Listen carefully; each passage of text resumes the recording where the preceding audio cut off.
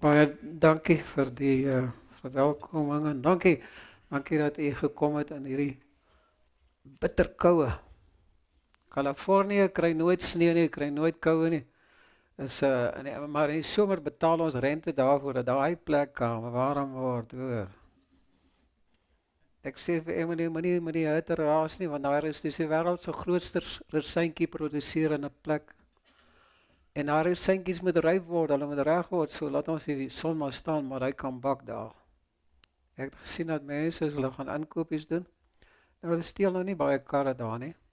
Nou laat hulle die kar maar leier en laat hulle ligversorging aanstaan.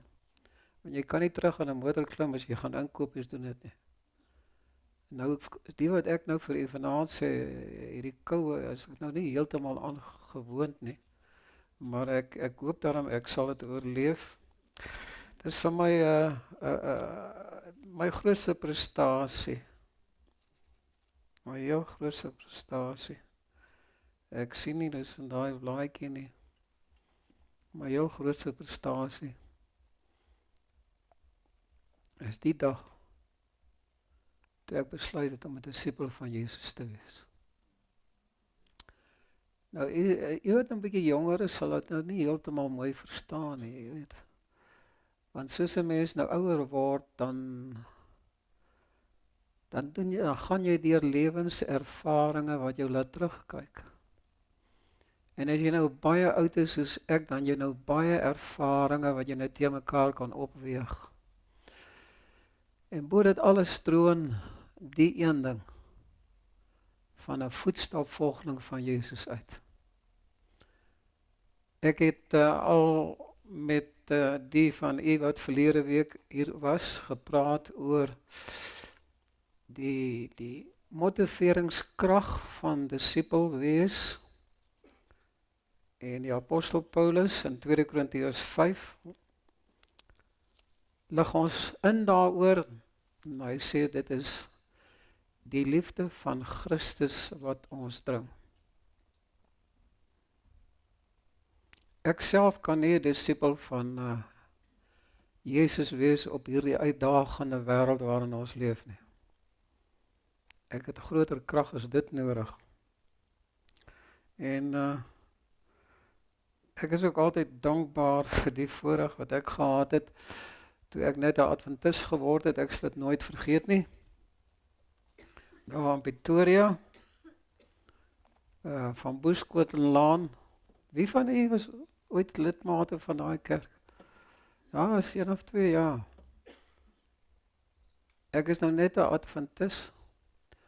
En ek weet nie veel nie, maar ek sit daar en ek probeer my intelligent hou. En ou broer Moller, kan julle hom nog onthou? Hy was so effe groter as ek gewees. En nogal taamlik ook, hoor. Nou staan hy daar voor en hy meet ons almal aan, hy tree ons aan so van sitplek na plek. Hy sê vanaand gaan ons oesinsameling doen.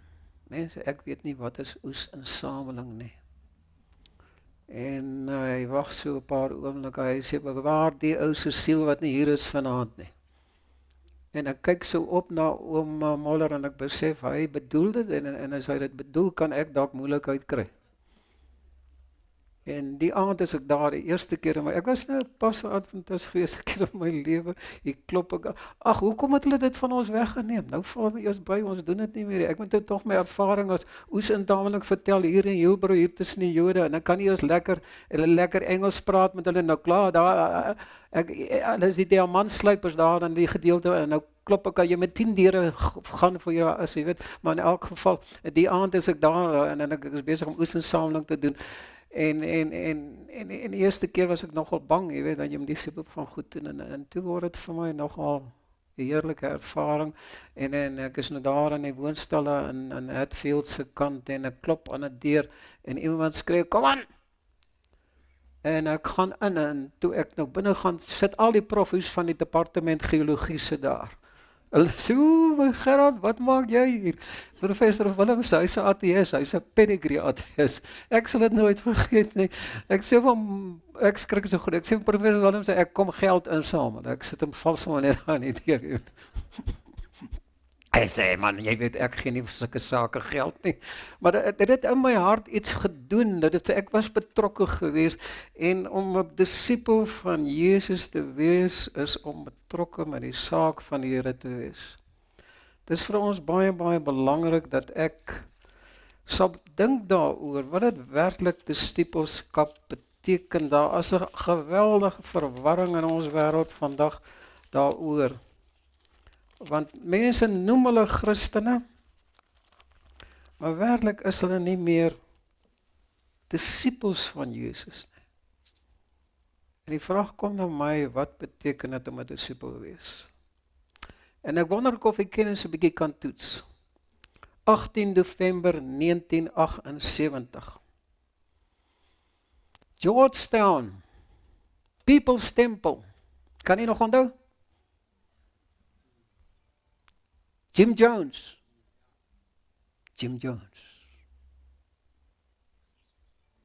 Spog, hy's 'n groot disipel van Jesus. Daardie dag gee hy sy gemeente wat daar van Amerika afgetrek het, en baie van hulle was van Engeland af ook daar in naby die Amazone gebied, gee hy sianietgif in. Inspireer, kan 'n mens so 'n satanies demoniese invloed op mense uitoefen? 300 kindertjies sterf in daai kamp waar hy is. Hy laat 5 kongreslede doodskiet wat kom kyk het wat hy gemaak het van Amerika, omdat hy Amerikaner is. 19 April 1993. Waar het dit gebeur? Waco, Texas. Browns Davidians. David Koresh, is nou die naam wat hy vir homself gegee het. Koras, hy het gesê, ek is Koras.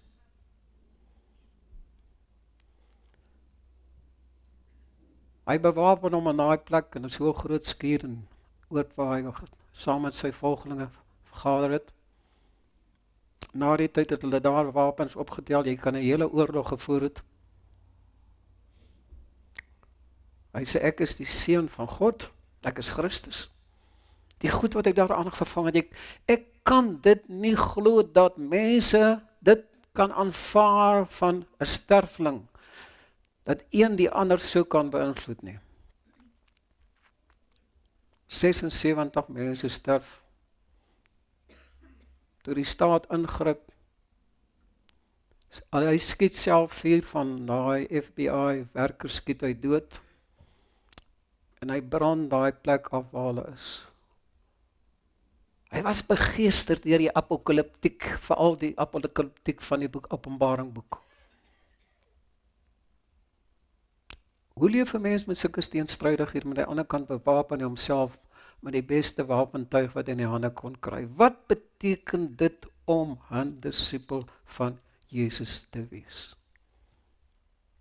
Ek dink dit is 'n vraag wat my in die diepste van my bestaan uitdaag. Tom Rainier, hy gelukkig nie 'n 70 Adventist nie, 'n predikant, skryf 'n boek, 10 Things Pastors Wish They Knew. En nou skryf hy oor die goed, hoe sy gemeentelede hom al aangeval het en met die dood gedreig het. Ek kan nie glo nie. Ek dog ek het dit swaar gehad by die gemeente. Ek kan nie glo nie. Hy sê hulle skryf vir hom e-posse, dat sy vrou en kinders vir dae aan mekaar huil. En dis nou 'n gemeente wat voorgee dat hulle disipels van Jesus is. Wat beteken dit om 'n disipel van Jesus te wees? Die evangelie is nie 'n musiekwa nie, 'n bandwagon nie, waarop ek kan klim en heerlik vernietsaam ry nie. Dit bied radikale uitdagings aan my adres. En daar is nogal 'n paar periskope wat hierdie ding baie duidelik aan ons skets. Lukas 14, ek gaan vir die Lukas 14, net een of twee van daai perikope beteken skrifgedeeltes. En is veral Lukas wat om groot saak maak hiermee. Lukas, die 14e hoofstuk, 25 en 26. As u wil, kan u saam met my sin toe blaai, dit sal goed wees. Vers 25 sê, en groot menigte het saam met Jesus gereis. Hy draai toe om en sê vir hulle, as iemand na my toe kom, kan hy nie my disipel wees nie, tensy hy afstand doen van sy eie vader en moeder en vrou en kinders en broers en susters, ja, selfs sy eie lewe. Iemand wat nie sy kruis dra en agter my aankom, kan my disipels nie wees nie. En die Afrikaanse vertaling het dit nogal baie sag gestel. Hy sê iemand wat nie sy vader en sy moeder en sy kinders haat nie, miseu, Grieks. Daar het hy dit. Kan nie agter my aankom nie. Dis die uitdaging wat hy ons gee. Lukas 9. Had ek vir die Lukas 9 gelees. As jy Bybel het, kan jy saam met my saam toe blaai. Lukas die 9de hoofstuk. Vers 23. Toe sê hy vir almal, as iemand agter my aan wil kom, moet hy homself verloon, elke dag sy kruis dra en my volg. Dit is dan baie harde woorde hierdie, wat Jesus voorwaar hier spreek. Dis asof dit so moeilik is, dat ons dit nie daar kan bykom nie. Lukas die 18e hoofstuk, die welbekende perikoop van die ryk jong man. En Jesus sê vir hierdie man, een ding kom jy nog kort. Gaan verkoop alles wat jy het. Mense, kan jy glo? En deel die geld aan die armes uit. Hierdie mannetjie het moes tog hard werk vir hierdie besittings. Jy weet, gaan verkoop alles wat jy het. Gee dit vir die Salvation Army. En dis die appel van die disipelskap vanaand weer.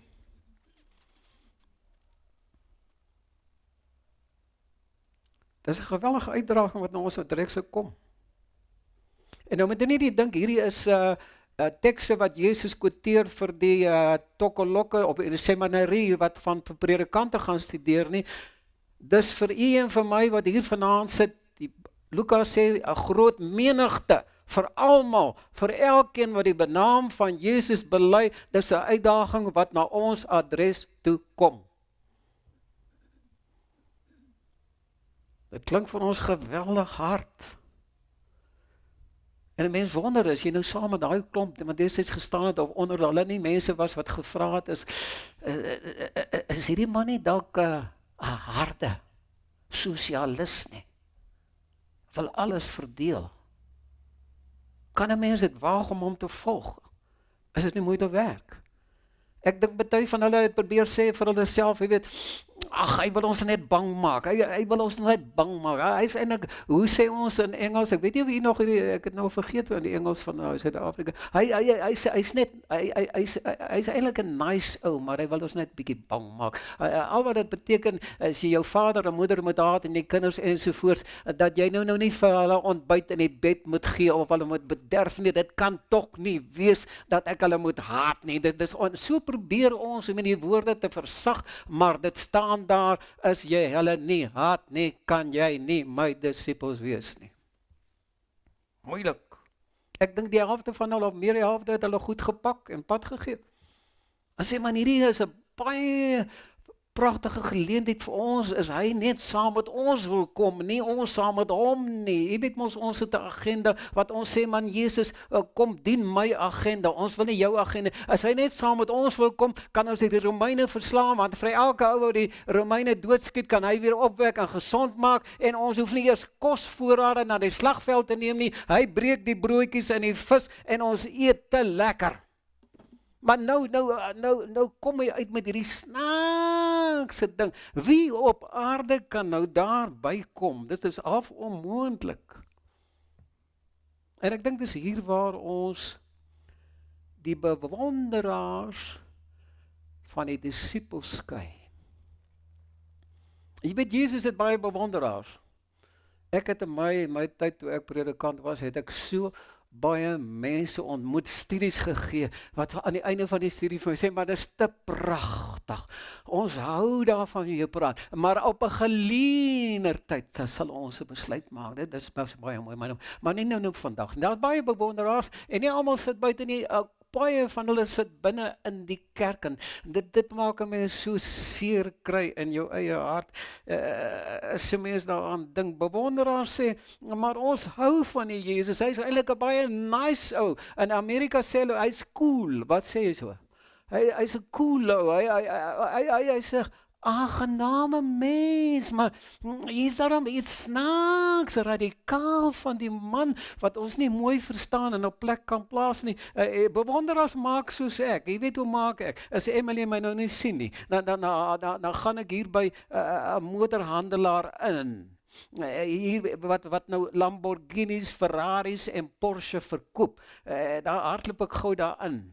En nou loop ek om daai Lamborghini en Ferraris. Ek loop so 4-5 keer om daai kar. Ek kan my oë nie glo nie dat daar sulke mooi karre gebou kan word nie. En hier en daar vat ek nou so ook aan die kar en sy ligte, want ek moet dan voel of die ding nou 'n werklikheid is. En na ek so 'n paar keer om die ding geloop het, dan vra ek vir die verkoopsman, kan jy die masjienkap net vir engine kap vir my oopmaak? Ek wil tog net bietjie kyk. En hy sê, ja seker meneer. En hy maak, dis die mooiste masjinerie daar. En nou, my hart vibreer van enthousiasme vir hierdie ding. En dan vra ek hom nou, sê, ag meneer, asseblief, kan jy nie net die ding aansit? Ek wil tog net hoor hoe klink hy. Mense, daai 12-silinder Lamborghini, het jy al ooit so 'n ding gehoor? Jy voel jy gaan nou die paradys in wanneer daai masjien werk en hy luier. Dis te pragtig. En dan sê ek, ag meneer, kan ek jou nog 'n guns vir? Hy sê, ja, wat wil jy? Kan ek in hierdie ding klim? Hy sê, ja, vee net jou voete af. En dan klim ek in.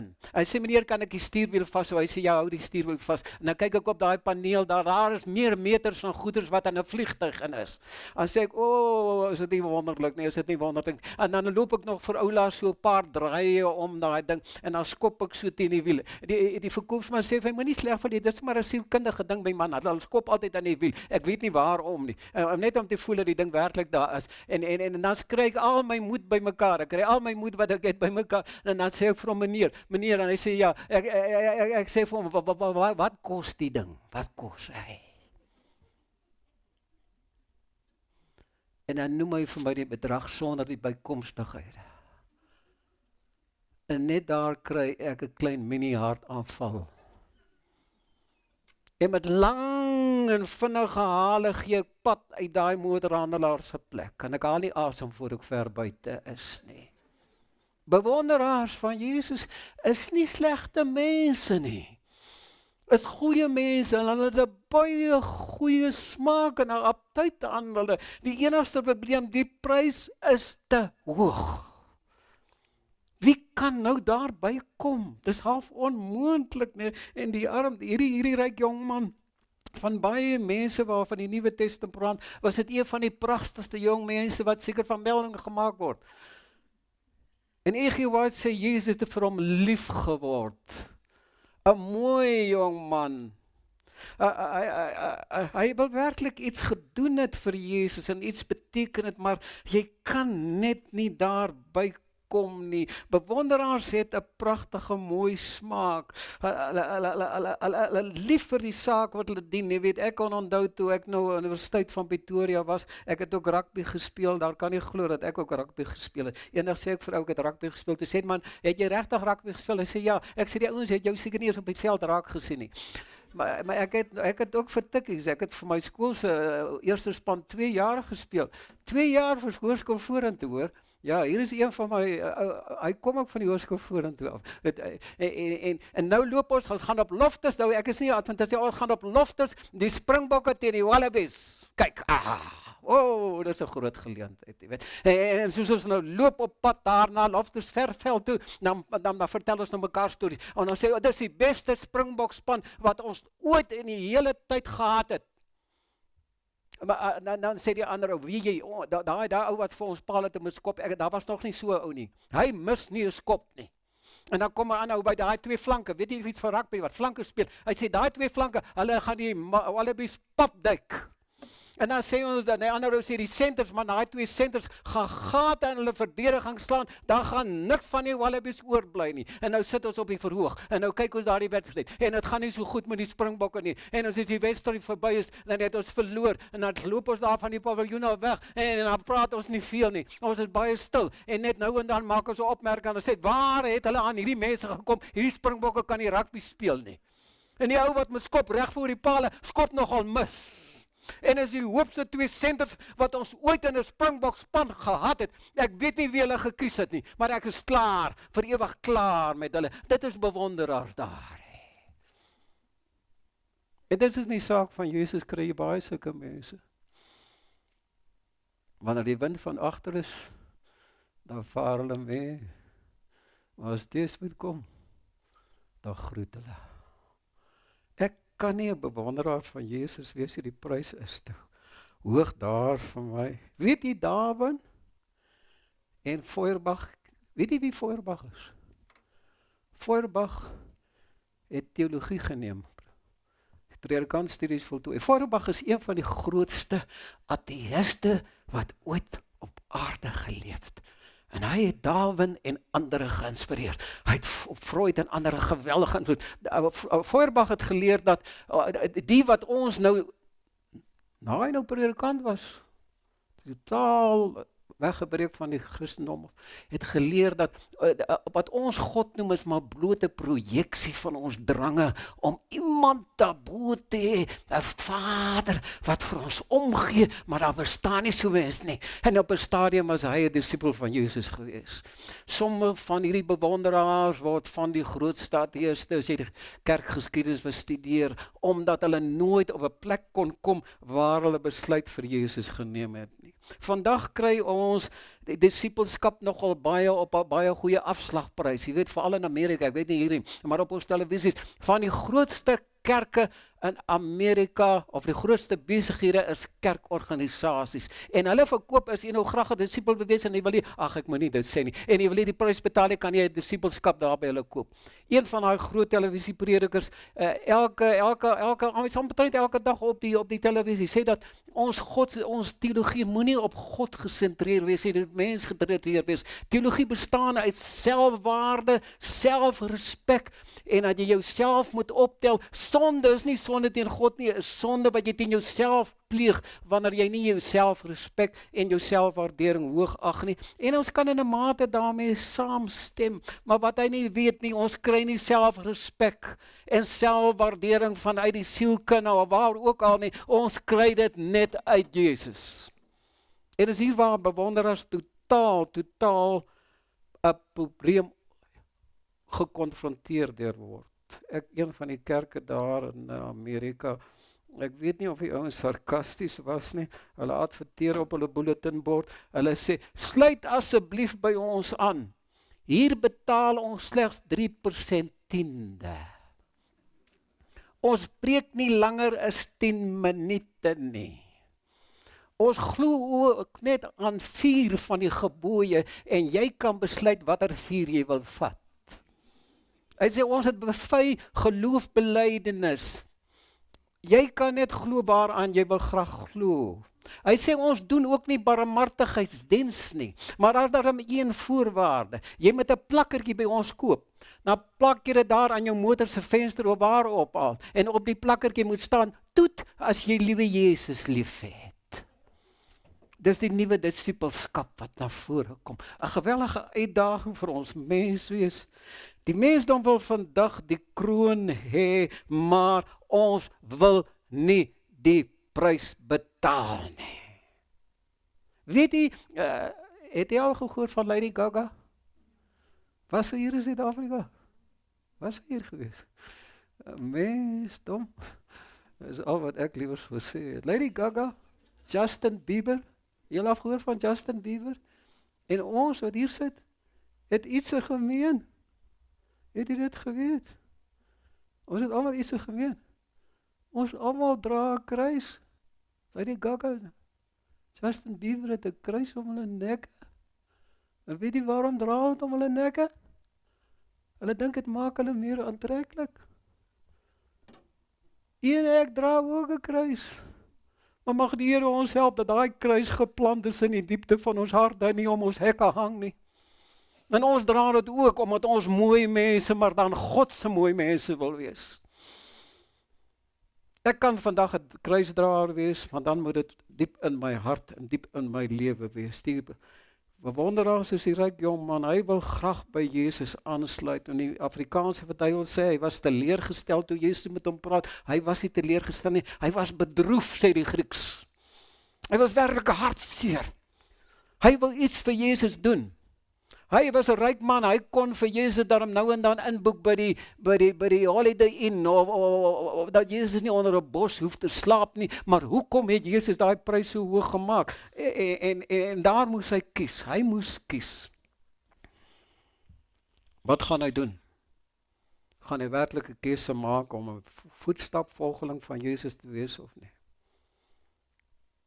Disippels is voetstapvolgelinge van Jesus. Disippels kom kerk toe, betaal tiende. Nie terwille van die visse en die broode en die nagmaalwyn nie, maar omdat God se liefde soos 'n weerligstraal heen deur hulle lewe geslaan het en soos Paulus kan hulle nie anders nie. Hierdie boodskap van disippelskap het 'n geweldige paradoks. Jy weet wat is 'n paradoks? Skynbare teenoorstaande goed.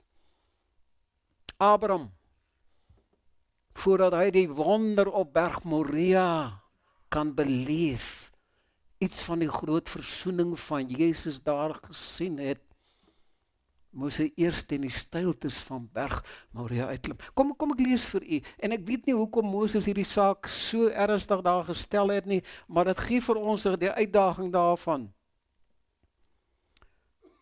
Genesis 22 vers 2, God het vir hom gesê, vat jou seun, luister nou mooi, jou enigste seun, Isak, wat jy lief het, en gaan na die landstreek toe en offer hom as 'n brandoffer daar.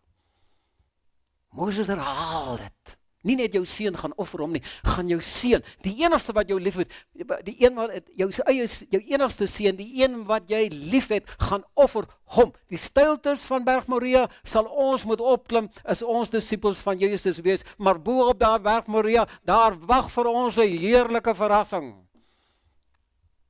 Om die groot versoening van God in Christus Jesus daar te sien.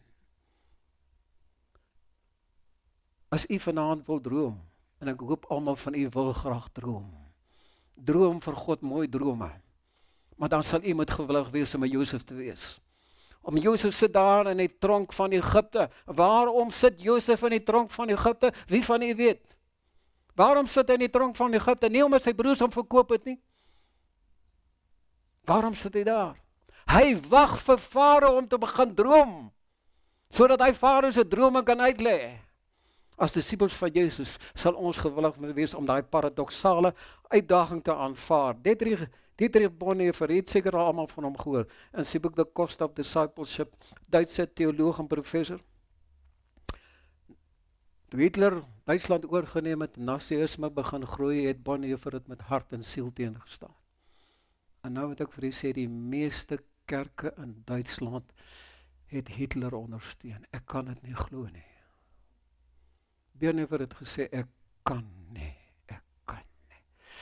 En hy en 'n klein groepie volgende het hulle bes gedoen om die nazisme te opponeer daar in Duitsland. Tot so 'n mate dat hulle hom al begin doodgemaak, gevang en doodgemaak het. En sy vriende het gesê, Bonhoeffer, jy moet Switserland toe vlug. Jy gaan hier sterf. En hy skryf in sy boek, 'n disipel van Jesus is nie net 'n volgeling van Jesus, net is een wat gewillig is om vir Jesus te sterf. Die einde, kort voor die Tweede Wêreldoorlog, hulle Bonhoeffer gevange geneem. En 'n week of 2 voordat die geallieerde magte Duitsland en Rusland Duitsland oorgeneem het Hitler in wraak teen Bonhoeffer hom gevat en hom opgehang. Dis die uitdaging van disippelskap vanaand dat dit kom.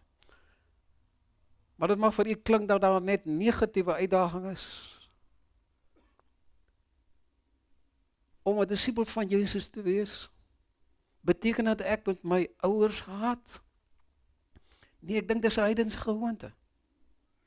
Dit gaan daarom dat ek op 'n gegewe, God gegewe plek moet wees, waar God sy seën en rykdom vanuit die hemel op my lewe laat neerstort. 'n plek van regte verhoudings.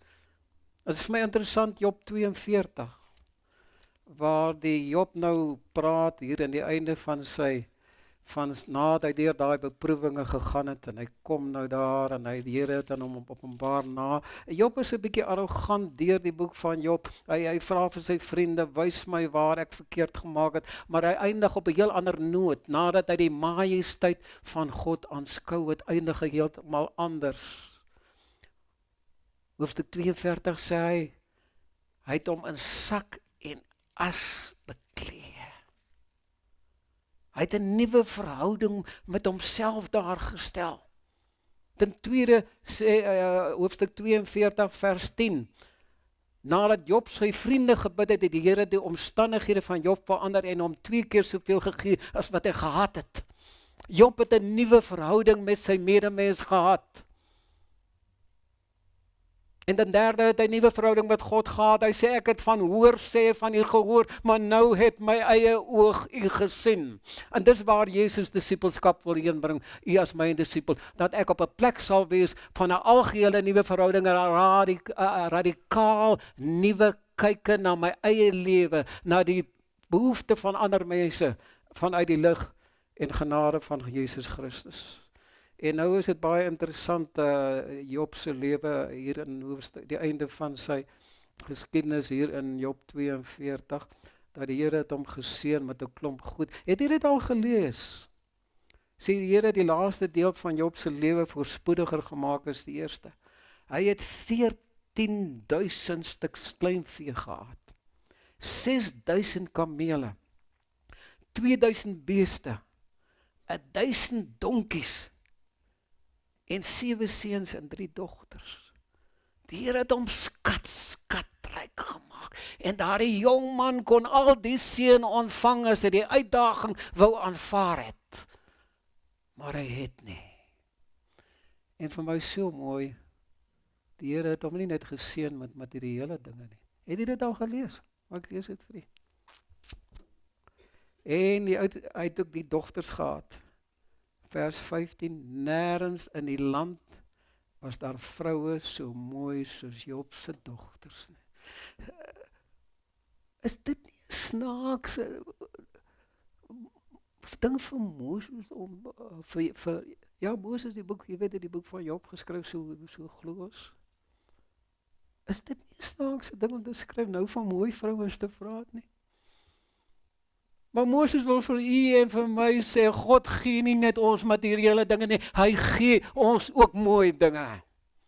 As ons gewillig wees om die uitdagings van Jesus te aanvaar, dan kom daar ook mooi dinge na ons kant toe, wanneer ons daardie uitdaging van die Here gevaar. Ek sal nooit vergeet as 'n jong seun, dan speel ek nou buite, daar op Stellenbosch, Joey.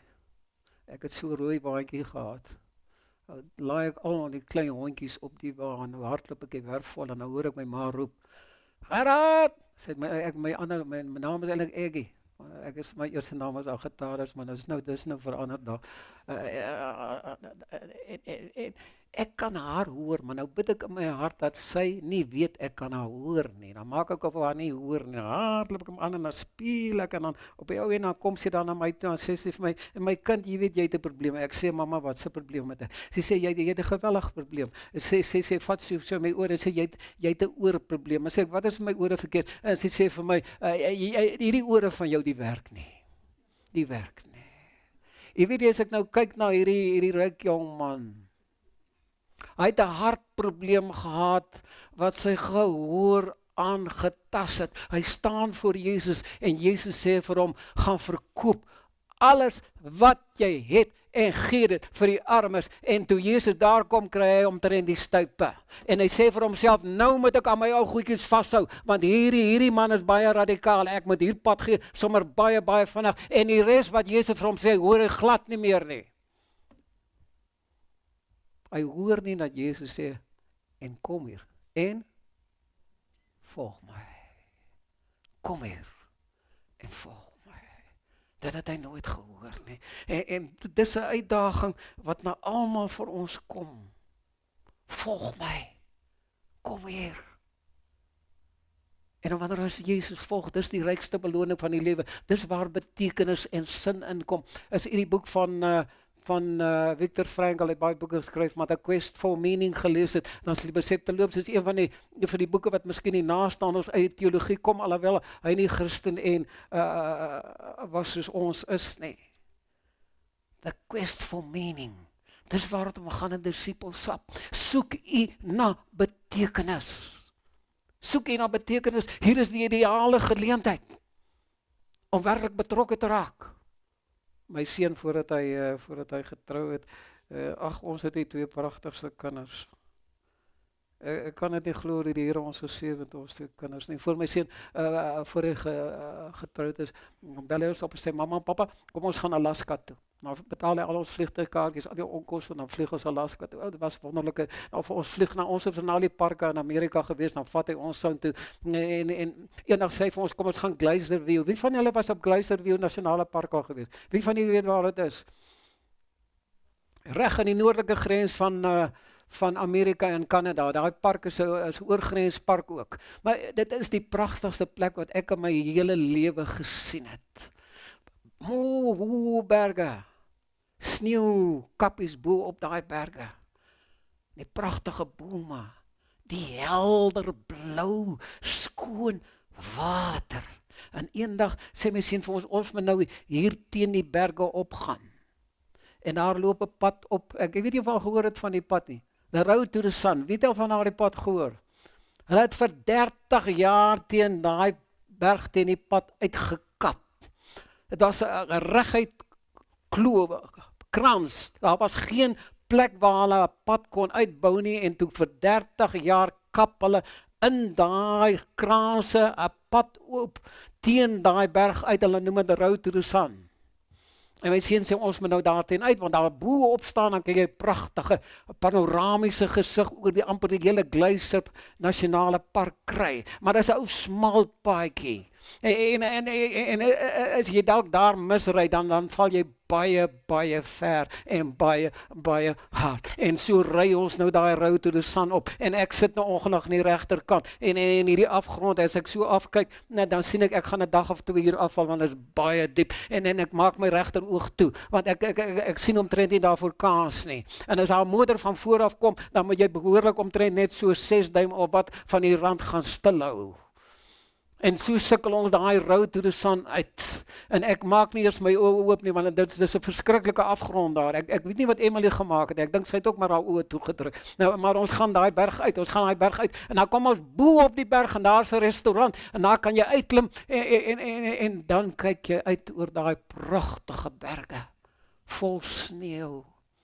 Blou, pragtige watermere. Ek het nog nooit so in my lewe gesien nie. Groen bosse, watervalle wat breek uit elke berg. En ek gryp onmiddellik na my kamera en ek begin oral foto's, alles neem ek foto's, want ek wil mos nou vir u kom wys. En die aand toe kyk ek na my foto's. En ek is so teleurgestel. En nou ek het 'n baie goeie kamera. Ek is so teleurgestel, want weet jy wat?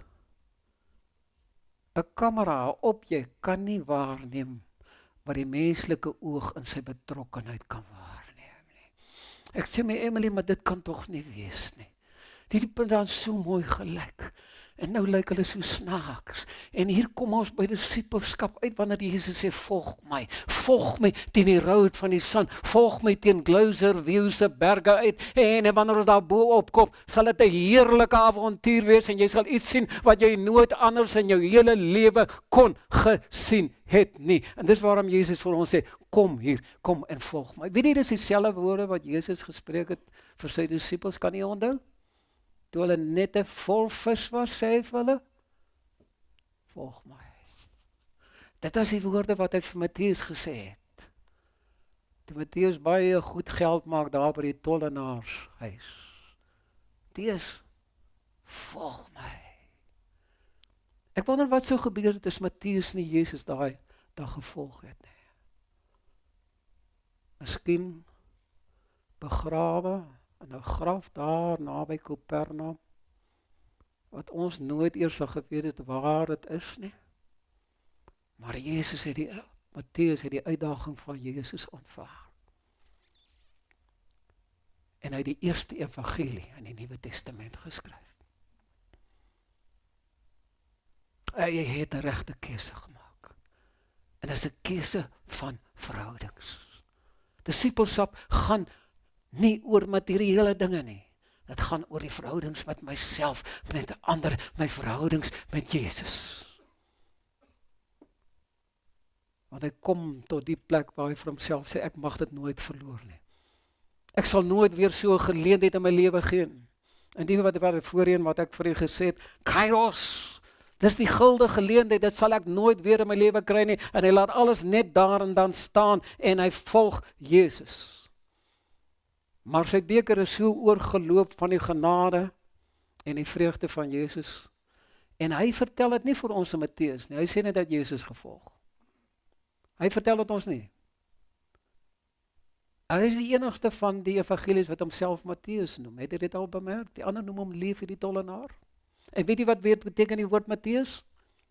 Gawe van God. Daardie dag het sy lewe verander. Hy is nie meer langer ou met die Levi die ou tollenaar wat mense kil daar by die tolhuis nie. Hy word nou die gawe van God. En daar's net een ding wat hy saamvat, en dis sy pen waarmee hy so baie mense gekil het, word nou 'n nuwe pen in die hand van God, en hy skryf die blye nuus wat Jesus aan hierdie wêreld kom bring het. Maar sy hart loop verder oor is net dit. En toe hy nog so, ek kan my verbeel, toe hy en Jesus so een keer op weg, toe sê, wag, ek kan nie nou gaan nie, kom terug, kom Here, kom ons gaan terug. En die Here sê vir hom, wat nou? Matteus sê, wag, en Lukas beskryf het vir ons. Hy hardloop daar in Kapernaum rond, en hy maak al sy ou vriende by mekaar, en hy sê, ons moet eers 'n groot fees hou. Ek wil julle voorstel aan die man wat my lewe kom verander. Ek wil hê julle moet ontmoet. En die Bybel sê, al die tollenaars en die straatvrouens was daar byeen gewees, en ek weet nie hoe hulle daar aangekom het, of Matteus hulle ook uitgenooi het, maar daar was ook 'n klomp fariseërs, wat gesê het, maar wat is man is dit hierdie wat nou eet, saam met 'n klomp slegte mense? Hy gee 'n groot fees vir Jesus. So lyk 'n disipel van Jesus. So lyk 'n disipel van Jesus. Sy liefde en genade spoel oor my lewe na ander mense, en raak dit aan. En dis die vreugde wat hy vir ons gee, wanneer ons werklik antwoord op daai uitdagings wat hy tot ons lewe bring. Is dit al 20 uur? Ag.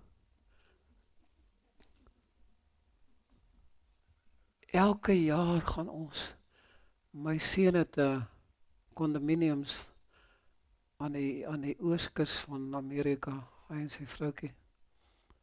Dan gaan ek en die Emily vir 2 maande soontoe. Mense sien pragtigste strand wat ek lanklaas gesien. Myle, daar's nie 'n rots nie, myle die mooiste sand. Pragtig. 'n Wêreld daai. En ek en Emily sien daarna uit om elke jaar te gaan, ons 2 maande gaan ons nou vakansie daar. Asof ons nie die res van ons lewe maar ook vakansie hou. We gaan nou vakansie te hou. En ek sien altyd daarna uit in verlede jaar. Toe gaan ons eers na my seun toe in Ashland, Kentucky, waar hy deur 'n radioloog is, en Ek sê toe vir hom net toevallig dat die dokter sê ek het moontlik 'n niersteen. Hy sê pappa kom gou en ek kom jou onder die masjiene sit en haar tel hy geweldig so groot niersteen wat in my nierbuis vassit. Hy sê pappa hierdie ding met onmiddellik verstop jou nier. Jy kan doodgaan, ons moet dit onmiddellik doen en al die dokters daar, sy vriende, en het onmiddellik 'n nierspesialis en die ou vat my in die teater in en onder narkose probeer hierdie ding van onder af uithaal en hy skiet die ding, ek weet nie, ek kan nie meer onthou nie, ek het geslaap toe hy dit doen, maar hy skiet my niere omtrent flenters en hy skiet my nierpyp flenters, maar ek weet nou nie die goed nie, later vertel hy dit vir Sjaal en hy moet die operasie stop in die middel, want ek bloei soveel, hy kan nie daarmee aangaan nie, maar hy kry die steen nie heeltemal uit nie, en na die tyd sê hy toe vir Sjaal, ek kan nie weggaan nie, ek kan nie Myrtle Beach toe gaan nie, van hier af nie, want hy het nie die klip uitgekry nie, ek moet wag en dat hy my weer kan slag opereer, dat hy weer teater toe vat. En toe gaan ons nou nooit Myrtle Beach toe nie, en nou is my hart al seer, want ek wil lang na Myrtle Beach, is so lekker, daar in die son en die water, ag, is so lekker, en nou moet ek alweer hospitaal toe gaan, en terwyl ek nou wag vir die tweede keer, en wie weet as Gerard ophou eet, dan is hy baie siek. En my seun se vrou, sy is haar verjaarsdag en Emily maak die beerigste koeke en kos en ek sê nee, ek is nie honger nie, maar ek weet self nie wat in my in die gang is nie, en so 3-4 dae daarna word ek nou baie siek en ek kry die koue koors, een aand begin ek te skit met alles wat in my is skit, en ek klim in 'n warm bad en die water is nie warm genoeg nie, en ek draai koue water toe, en ek draai die heel warm water oop, maar ek sit nog daar en ewe skielik raak en ek beswym, en gelukkig het Emily en my seun my dop gehou, en hulle gryp my in die bad en hulle jaag my na my hospitaal toe, hulle na die hospitaal waar Sjaal werk, jaag hulle na my toe, hulle neem my onmiddellik in die intensiewe eenheid op. Ek het 'n geweldige nierontsteking, 'n nierpypontsteking, by die dood gewees. En nou lê ek daar, ag mense, nou voel so jammer vir myself. Ek praat nou met die Here die volgende dag toe ek nou beter voel. En al wat draad in daai hospitaal het hulle aan my gekoppel in my kop en al wat pype is hier om en ek voel nou nie baie lekker oor die goed nie. Ek sê ag Here, ek het beplan om Myrtle Beach te wees op die strand in die lekker son. En nou is ek hier in die intensiewe een en ek voel daarom nie reg oor hierdie saak nie. Ek kan nie daarom nie nou 'n regte plan of so maak om my hier uit te kry nie, want ek wil nou nie meer langer hier wees nie. Ek met julle vakansie het ook Myrtle Beach beplan en nie in die hospitaal in Ashland, die beslis nie hier nie. En terwyl ek nog so staan en worstel met myself, gaan die deur oop en ek loer so in die deur en hier kom 'n verpleegstertjie in. En ek kyk na haar. En sy lyk vreeslik bedroef en hartseer. En ek sê vir haar, het ek het verkeerd of is daar iets verkeerd? Voel jy seer oor iets? En toe ek dit sê, toe begin sy te huil, En my vrou Emily is ook daar. Emily sit nou, hulle het vir Emily ook na haar bed gegee, wat sy sommer die aand daar met my kon slaap. En sy begin te huil. Ek sê vir haar, wat is jou naam? Sy sê, my naam is Emily, soos my vrou. Sy sê, haar naam is ook Emily. Ek sê, Emily, wat is verkeerd? Maar sy antwoord my nie. Ek sê, het jy die Here Jesus Christus as jou verlosser al aangeneem? Sy skud net haar kop. En ek en my vrou, daai Emily, het amper, hoe lang, 'n uur lang daar wat ons vir haar nou Bybelstudie, sy is op werk, maar ons gee nou vir haar 'n Bybelstudie en vertel haar van die Jesus verhaal en vertel haar die vreugde om 'n Christen te wees. En ek sê, Emily, wil jy nie ook 'n Christen word nie? Maar sy antwoord my nie. En ons klaar is, toe staan sy op en sy gaan uit. En hier lê ek nog steeds in die intensiewe saal, hier lê ek nog steeds, en ek voel nog steeds so 'n bietjie jammer vir myself, jy weet, want ek wil op Myrtle Beach wees, en 'n dag of 2 daarna, hier in die intensiewe eenheid waar ek lê, hier gaan die deur weer oop, en ek kyk so mooi, toe sit Emily, en Emily het net so 'n groot glimlag, van kant na kant glimlag, en sy sê, sy het net my kom vertel, ek sê, wat het jy my kom vertel, sy sê, ek het gisteraan besluit, ek gaan 'n Christen wees, en ek gaan my laat doop, ek gaan my lewe verander, want ek wil Jesus in my hart ook hê, en ek wil ook 'n disipel van hom wees. En toe sy daar uitloop, toe voel ek so skaam en sê, ag Here, hier het ek gekom, al my besware, ek wil sit op Myrtle Beach, maar jy wil my hier in die hospitaal gehad het, jy het geweet van Emily, jy het my daar spesiaal gesit, maar ek was nie daai oomblik 'n disipel van U gewees nie, ek wil graag op Myrtle Beach gewees het, om disipel van Jesus te wees, is dit waar hy ons kan en wil gebruik. Ons is elkeen uniek, en daar's mense daar buitekant wat ook uniek is, en dis wat ek praat van die kairos, wanneer hierdie lyne mekaar kruis, wanneer jy 'n woord vir die Emilies wat hartseer en stikkend is, daar buite kan gaan sê, kom, volg Jesus, is die grootste avontuur van die hele wêreld wat 'n mens kan hê, al is dit 'n moeilike weg van die sun, the road of the sun, hier teen die berge van Gluisterview op, dis die rit wat vir die grootste en mooiste beloning aan my hart kan bring. Kom en volg my, volg my, sê Jesus. Ek wonder of u dit gehoor het. Het u dit gehoor? Volg my. E.G. White sê, koning van die eeu 519, die jong man wil graag 'n disipel van Jesus geword het. Omdat hy na Jesus gekyk het, hy het Jesus dopgehou, voor hy na hom toe gegaan het. En hy het gekyk hoe Jesus die klein kindertjies op sy skoot neem, hoe hy hulle seën, hoe hy met mense omgaan. En in sy hart het daar 'n diep begeerte gebrand om soos Jesus te wees, om so 'n disipel soos Jesus te wees. Hy het nooit die geleentheid gekry nie, want hy het 'n verkeerde keuse gemaak. Verkeerde keuse. Jare terug staan ek daar by Kapernaum, of wat daar oorgebly het, die see van Galilea. En ek sê vra vir my eie hart. Ek wonder waar die ryk jong man begrawe is. Ek wonder wat sy naam was. Niemand weet nie. Dit kon anders gewees het. Hy kon dalk een van die evangelieverhale geskryf het. Maar hy het besef, die prys is te hoog. Die evangelie is gratis, maar is nie goedkoop nie. Die rede waarom dit nie goedkoop is nie, is dat Jesus ons hier teen die berge van Gluisterview wil uitneem, dat ons 'n panoramiese gesig van die mooiste in ons lewe kan kry, en die wonder, die genade van God op so 'n wyse kan beleef, om te sien, ja, en om te smaak dat God goed is, en dat die moeite werd is om 'n disipel van hom te wees. Dis 'n keuse wat u vanaand moet maak, en dis 'n keuse wat uit ons lewe kom. En soms is dit 'n moeilike keuse.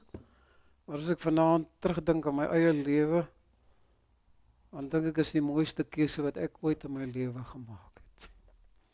Volg my. Mag die Here u genade gee vanaand om daai besluit te maak. Volg my. Toelman, en ek gaan nou daarmee afsluit, Toelman, 'n filosoof, hy sê die woord theroi, Griekse woord, dis waar die woord theorie vandaan kom. Theroi, Griekse woord, theorie, beteken jy is 'n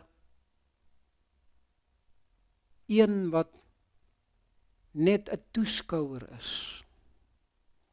Die woord het sy ontstaan in die ou Griekse gewoonte om amptelike persoon te stuur na die Olimpiese spele.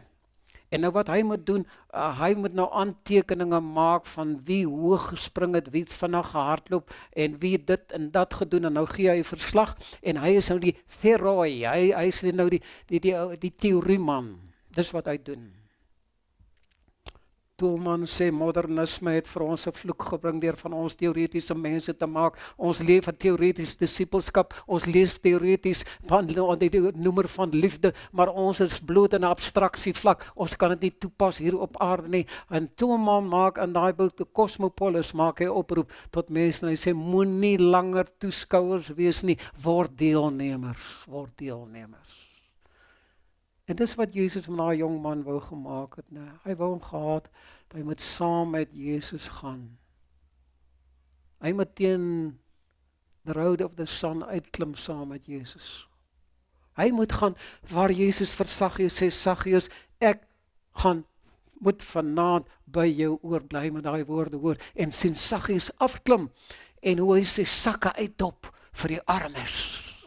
Hy moet saam met Jesus gaan om te sien hoe hy die blou oë van blindes open. Hy moet saam met Jesus loop, nie as 'n toeskouer nie, maar as 'n deelnemer. Die dag van toeskouer vir disippels van Christus is vir ewig verby. As ek nie deelneem nie, kan ek nie 'n disipel van Jesus wees nie. En dit is vir my hartseer saak om te sien dat in ons kerke soveel mense sit wat bloot passasiers is, hulle word nie deelneem. En baie keer is dit van ons predikante se eie skuld. Hulle doen die preekwerk, hulle doen al die werk, hulle doen die oesensameling, ons doen niks meer nie. En die met George Knight se boek lees oor the fat lady and the church, waar hy die kerk begin gerus word, hulle sit agteroor, hulle het niks meer om te doen nie, behalwe die een ding, na die preek kan hulle lekker kritiseer en teruggaan en 'n kultuurgodsdienst beoefen.